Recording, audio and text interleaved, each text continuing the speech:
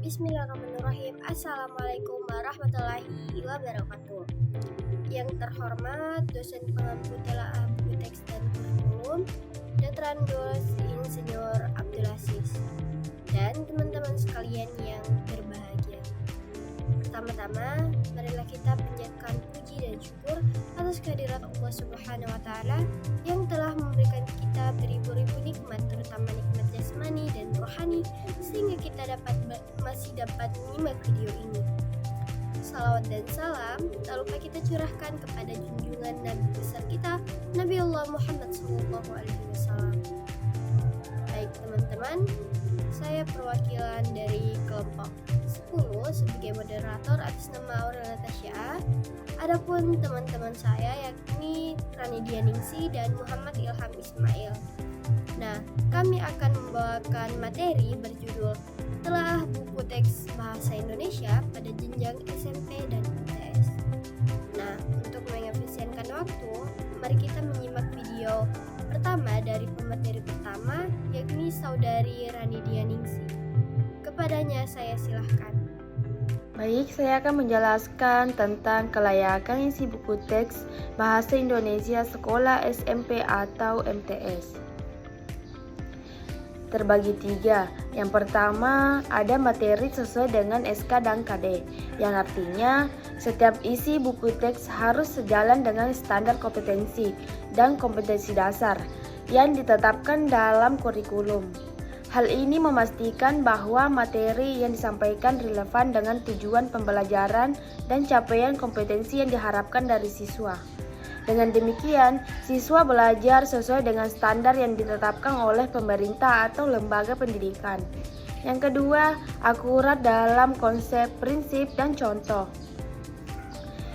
Yang pertama itu konsep, yang artinya berisi tentang pengertian atau ide utama harus jelas dan tidak menimbulkan salah pengertian.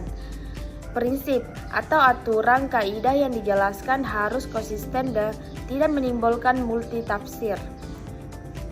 Yang terakhir, contoh atau ilustrasi latihan harus sesuai dengan konsep yang diajarkan, sehingga siswa bisa memahami dan menerapkan pengetahuan yang benar.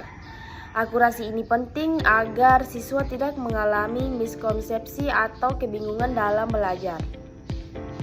Yang terakhir, lengkap, luas, dan dalam sesuai tingkat siswa, yang artinya lengkap itu mencakup semua pokok bahasa yang diperlukan untuk mencapai SK dan KD. Luas, yang membahas materi dengan cakupan yang cukup termasuk definisi, prinsip, contoh, dan latihan. Yang terakhir, mendalam, disampaikan sesuai dengan kemampuan berpikir siswa sehingga mereka dapat memahami ide utama, menganalisis, menyusun pengetahuan baru, dan menerapkan materi dalam konteks nyata. Materi kedua yaitu tentang struktur penyajian isi buku teks Bahasa Indonesia di sekolah SMP atau MTS. Yang pertama, urutan dan konsistensi sistematika penyajian. Buku teks harus disusun secara logis dan konsisten dari awal hingga akhir, yang berisi tentang bab dan subbab, tersusun rapi sesuai alur pembelajaran. Setiap bab biasanya memiliki pola yang sama, misalnya tujuan pembelajaran, materi, contoh, latihan, dan evaluasi. Hal ini memudahkan siswa untuk menavigasi buku dan memahami materi secara bertahap. Yang kedua, penyajian yang mendukung pemahaman siswa, atau materi ini harus disampaikan dengan cara yang mudah dipahami siswa. Bahasa komunikatif dan sesuai tingkat perkembangan siswa, dilengkapi ilustrasi, gambar, tabel, konsep secara yang memperjelas konsep. Tujuannya agar siswa dapat memahami konsep secara visual maupun teks. Yang ketiga, keselarasan dengan kompetensi dan kurikulum.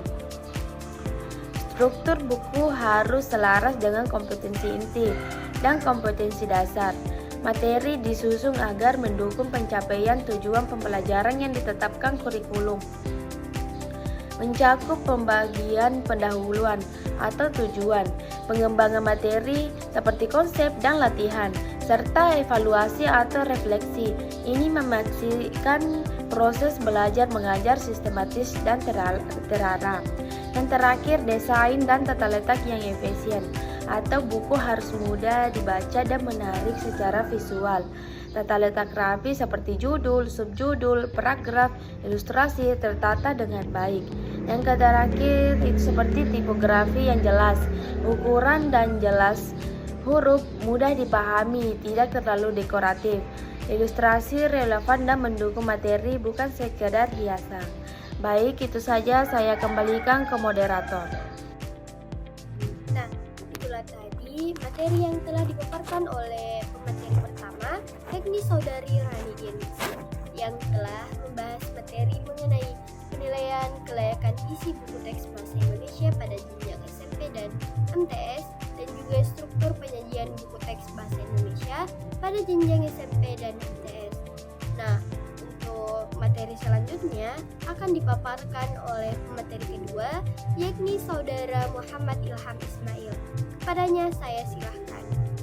Baik, terima kasih atas kesempatan yang telah diberikan oleh moderator. Di sini saya akan menjelaskan tentang kelayakan bahasa buku teks bahasa Indonesia SMP dan MTS. Adapun kriterianya, yang pertama, menggunakan bahasa yang lugas, dialogis, dan komunikatif. Yang kedua, kesesuaian dengan kaidah bahasa Indonesia yang benar. Yang ketiga, penggunaan istilah dan simbol atau lambang yang sesuai dengan perkembangan peserta didik. Nah, adapun materi selanjutnya yaitu penerapan aspek literasi buku teks bahasa Indonesia SMP dan MTS. Yang pertama, keragaman jenis teks.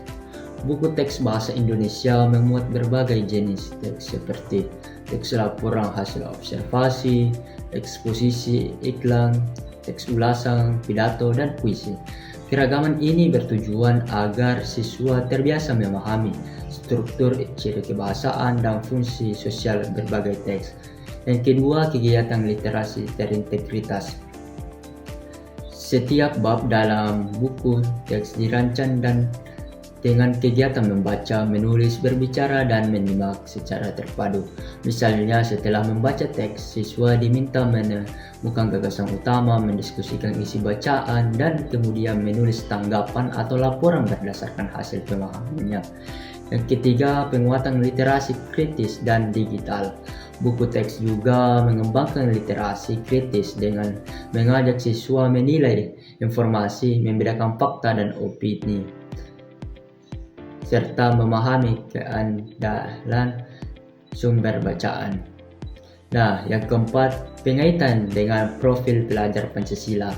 Penerapan literasi dalam buku teks tidak hanya berfokus pada kemampuan kognitif, tetapi juga membentuk karakter siswa. Kegiatan belajar dikaitkan dengan nilai-nilai profil pelajar Pancasila seperti berpikir kritis, kreatif, gotong royong, dan berakhlak mulia.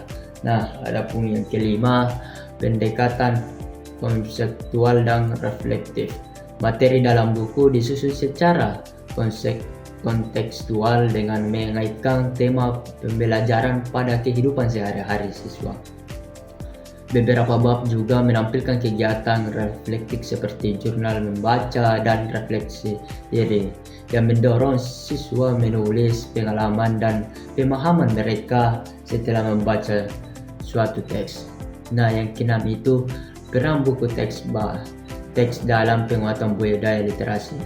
Berdasarkan Kemendikbud 2020 dan Kemendikbudristek 2022, buku teks bahasa Indonesia berfungsi sebagai sarana utama penguatan budaya literasi di sekolah.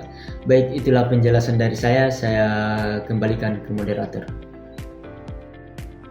Demikianlah materi kedua yang telah dipaparkan oleh pemateri kedua kita, yakni Saudara Muhammad Ilham Ismail, yang membahas mengenai kelayakan bahasa dan aspek literasi. Nah, adapun kesimpulan dari keseluruhan materi kita kali ini, yakni buku teks bahasa Indonesia yang layak digunakan dalam pembelajaran adalah buku yang menyajikan materi sesuai kurikulum, disusun secara sistematis, menggunakan bahasa yang jelas dan mudah dipahami, serta mengembangkan kemampuan literasi siswa. Buku teks tidak hanya menjadi sumber pengetahuan semata, tetapi juga berperan dalam membentuk karakter, menumbuhkan kreativitas, dan meningkatkan kemampuan berpikir kritis peserta didik. Nah, baik, itu saja yang dapat kelompok kami sampaikan, kurang dan lebihnya mohon dimaafkan. Jika teman-teman ingin menanggapi ataupun bertanya, silahkan komentar di kolom komentar. Baik, itu saja, terima kasih. Assalamualaikum warahmatullahi wabarakatuh.